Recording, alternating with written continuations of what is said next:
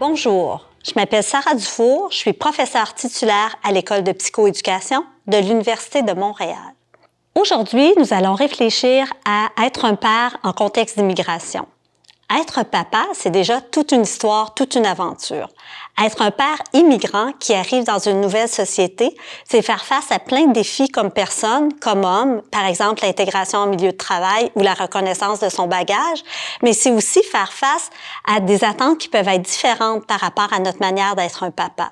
Plusieurs recherches établissent le fait qu'un papa engagé auprès des enfants, ça fait un enfant qui est en meilleure forme, qui va mieux, qui grandit mieux, un père qui grandit bien, et une maman qui grandit bien et toute une société qui s'en porte mieux. Donc, c'est important d'y réfléchir collectivement et de voir comment, comme intervenant, on peut adapter notre intervention pour mieux rejoindre les pères immigrants, afin de contourner certains obstacles, par exemple des obstacles d'horaire, d'attitudes qui peuvent entraver l'accès ou l'adaptation des services à ces hommes. C'est ce que nous verrons aujourd'hui. Les conclusions des recherches scientifiques en paternité, mais également des savoirs issus de l'expérience, nous permettent d'identifier 3 grands principes qui permettent de mieux intervenir auprès des hommes immigrants. Le premier principe consiste à se connaître soi-même comme intervenant. C'est de mettre au clair nos propres perceptions, nos propres croyances, voire nos propres préjugés face aux papas immigrants, ce qui nous fait vivre comme des équilibres pour comprendre ou mettre à jour nos propres raccourcis, préjugés, petites histoires rapides qui mettent en case des personnes qui, au-delà d'être immigrants, sont aussi un père à part entière, unique, avec sa propre manière d'exercer sa parentalité. Le deuxième principe pour agir auprès des hommes immigrants est de rejoindre les pairs. Ici, il faut penser à être proactif, aller vers eux, quitter notre bureau. Il faut penser à différentes manières créatives d'aller rejoindre les papas immigrants là où ils sont. Il s'agit aussi d'en rejoindre les pairs, de tenir en compte leurs particularités, leur histoire migratoire, leurs propres limites, forces, défis, caractéristiques, élans, pour qu'on puisse vraiment rejoindre certes des pairs, mais aussi des immigrants. Donc, c'est vraiment de tenir compte de ces 2 aspects pour aller vers eux plutôt qu'attendre qu'ils viennent vers nous. Le troisième et dernier principe consiste à accompagner les papas immigrants. Ici, il faut mobiliser nos capacités à développer la confiance, à établir un lien, ce qui peut prendre du temps et qui favorise la stratégie des petits pas. Une autre bonne stratégie consiste à partir des besoins que le papa nomme lui-même afin de devenir très utile, très concret, très immédiat dans la contribution qu'on a dans l'exercice de son rôle paternel. En tenant compte également du contexte migratoire, de l'histoire de vie, des autres défis qui cohabitent actuellement dans la vie de cet homme, on s'assure d'ajuster notre accompagnement à la réalité du papa immigrant qui exerce maintenant sa parentalité dans un pays qu'il connaît peu ou mal.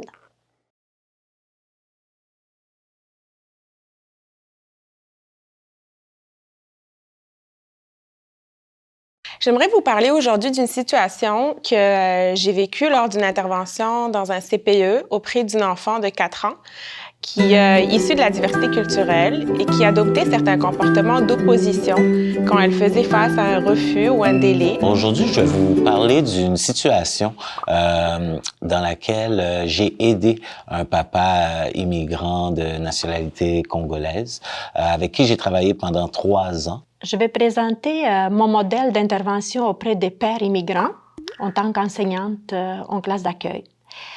Il s'agit d'une situation où je rencontre un père immigrant. C'est le père d'une fille de 12 ans qui est gravement malade, qui ne fréquente pas l'école régulièrement. Elle est analphabète à son arrivée au Québec. Elle n'a jamais fréquenté l'école dans son pays d'origine.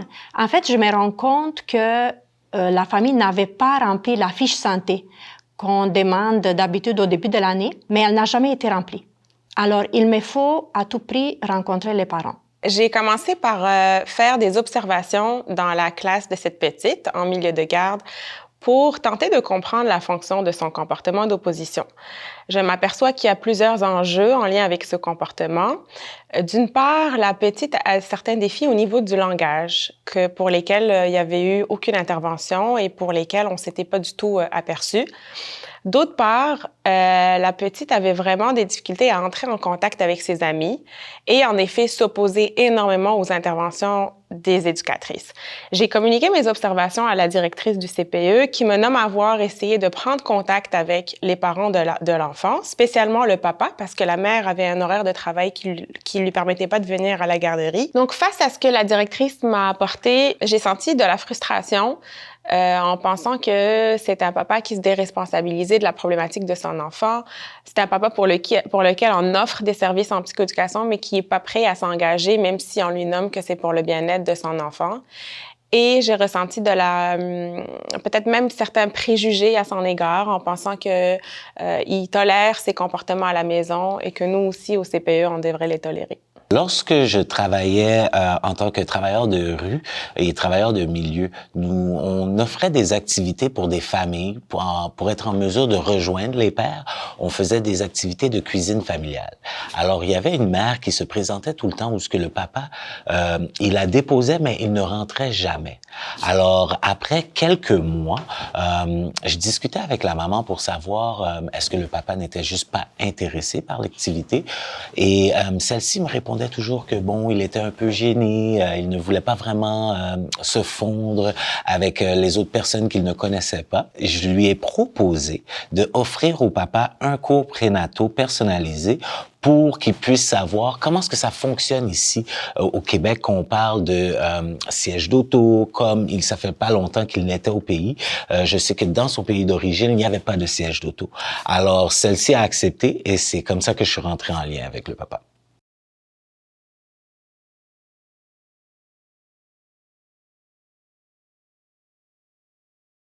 Alors, je me posais des questions si ses parents sont vraiment derrière leur petite fille, s'ils comprennent la complexité de la situation. J'ai senti en même temps que j'avais vraiment besoin de leur aide pour pouvoir avancer et aider véritablement cette jeune fille. J'ai passé en revue tout ce que je savais sur l'intervention avec les pères immigrants. J'ai cherché une interprète qui comprendrait bien la situation et qui serait crédible aux yeux du père. Je me suis assurée d'une présence masculine aussi à mes côtés, en plus de l'infirmière de l'école qui pouvait m'aider à démystifier, à mieux comprendre les problèmes de santé de la jeune fille, et aussi la directrice qui venait faire un tour. Donc finalement, on était 7 personnes autour de la table. Qu'est-ce qui était vraiment difficile un peu pour moi, c'est que comme il venait, on avait 2 backgrounds vraiment totalement différents. C'était un peu dur pour moi de comprendre comment est-ce que ça fonctionnait pour lui dans sa communauté, le rôle d'un père. La première rencontre que j'ai eue avec ce papa, c'est sûr que côté émotion, je trouvais ça un peu difficile parce que premièrement, il y avait la barrière de la langue un peu. Alors, qu'est-ce que j'ai fait? C'est que j'ai fait appel à un autre intervenant d'un autre organisme que je sais qu'il venait de la même nationalité, qui m'a aidé dans le côté traduction. Je décide d'appeler le papa par téléphone. Je lui ai proposé un horaire plus flexible au moment du repas. On a partagé un repas ensemble dans mon bureau CPE, toujours en nommant que l'objectif était juste de parler du portrait de mon évaluation de sa fille. On a commencé par les forces de sa fille, ce que j'observais comme étant des qualités chez son enfant et des forces d'adaptation, pour ensuite lui parler de son comportement d'opposition. Le père me nomme que sa fille s'oppose et que c'était une façon pour elle de s'affirmer. Donc, le papa percevait son comportement comme étant une force qui indiquait une valeur à laquelle il tenait énormément, qui était l'affirmation de soi. Pendant que moi, j'observe ce comportement puis que je l'interprète d'un point de vue professionnel comme étant un manque d'habileté de communication puis une façon de se retirer de ses interactions sociales. Puis j'explique encore plus au papa que cet enfant avait des défis de langage qui pouvaient d'autant plus être accentués par le comportement de retrait et d'opposition. C'est à ce moment-là que j'ai réussi à avoir la collaboration du papa. C'est simplement le moment où est-ce qu'il a compris que c'est pour l'intérêt de son enfant d'apprendre à communiquer sa frustration autrement que par l'opposition ou le retrait, ce qui l'aiderait à développer ses capacités langagères davantage.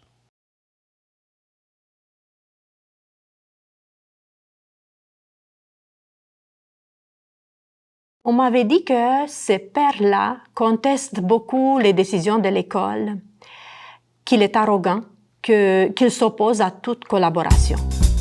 Mais finalement, au bout de cette rencontre, j'ai découvert un père sensible qui vivait une belle complicité avec sa fille, ça se voyait dans leurs gestes, dans leurs regards, et qui voulait comprendre, faire valoir son point de vue, apporter son aide à sa façon. À partir de cela, j'ai pu adapter mes attentes, pas les diminuer, mais les adapter pour vraiment suivre son rythme personnel d'apprentissage. Je pense que ce qui m'a aidé le plus, c'était cette prise de conscience qu'il faut faire autrement, oser à faire autrement. Ensuite, prendre le temps de comprendre ce que vit cette famille. Et moi aussi, ça m'a enlevé énormément la pression d'intervenir auprès de cet enfant. Je me sentais beaucoup plus outillée et je savais que les parents sont derrière moi. C'est sûr que l'intervention n'a pas duré 2 semaines et même 3 semaines. C'est vraiment une intervention qui a duré 2 ans. C'est sûr qu'il y a eu beaucoup de temps qui s'est passé, qui m'ont permis de premièrement créer ce lien de confiance avec ce papa-là pour être en mesure de répondre aux multiples besoins qu'il avait et même que ça m'a permis par la suite d'être en mesure de adapter mes cours prénataux pour toutes les papas de communautés africaines parce que ce papa-là a été en mesure de me donner du contenu. Il ne faut pas être découragé. Des fois, une intervention peut durer 1 mois, 2 mois, 3 mois, mais il faut prendre le temps. Et puis, avec le temps, on crée ce lien de confiance-là avec les personnes avec qui on travaille. Si vraiment je pourrais mettre ça en un mot, c'est la persévérance que ça m'a appris. Donc, en expliquant tout simplement au papa la fonction du comportement d'opposition de sa fille et en réussissant à avoir sa collaboration, ce papa a même été plus loin à aller chercher des services d'orthophonie pour sa fille. On a continué les services psychoéducatifs en lien avec son comportement à la garderie et on a vraiment réussi à avoir un progrès très notable en l'espace de quelques mois, que ce soit sur la sphère langagière ou la sphère cognitive et sociale. On est intervenant, certes, mais on est des êtres humains avant tout. Il est normal de vivre certaines émotions ou être en déséquilibre, surtout lorsqu'on est en début de carrière. On peut facilement perdre confiance en nous et nous rétracter à cause des préjugés ou des émotions qu'on vit. Ce qui reste important, c'est de faire un petit pas en avant, d'oser aller à la rencontre de l'autre pour créer le lien de confiance qui est à la base de toute intervention réussie. Pour mieux aider les élèves immigrants à réussir à l'école, il faut à tout prix initier une collaboration avec leurs parents, ici les pères immigrants, accepter que ces pères-là jouent un rôle très important dans l'éducation de son enfant et que nous, comme intervenants scolaires, on est juste de passage dans la vie de l'enfant. C'est ce père qui est présent depuis la naissance de l'enfant, qui les connaît mieux, qui connaît ses besoins et qui a des rêves pour lui. Alors, pour réussir notre intervention, il va falloir initier cette alliance éducative avec les parents pour atteindre finalement notre objectif commun. En tant qu'intervenant, des fois, notre pire défaut, c'est de vouloir intervenir. Alors, lorsqu'on travaille surtout avec des pères immigrants, je crois que c'est très, très, très important de prendre le temps de comprendre leurs besoins. Parce que le défaut que les intervenants, des fois, on a, c'est que on veut appliquer. Mais si on prend le temps d'écouter les papas et de comprendre exactement leurs besoins, je crois qu'on a une meilleure chance de pouvoir les accompagner dans leur parcours. Finalement, parfois, pour rejoindre les papas immigrants ou les papas de manière générale, c'est simplement oser. Oser faire autrement, oser penser autrement son recrutement, oser penser différemment le rapport avec la personne avec qui on travaille et parfois on peut découvrir un allié avec qui on va pouvoir construire une relation de collaboration pour un but commun, par exemple le bien-être de l'enfant qui nous réunit.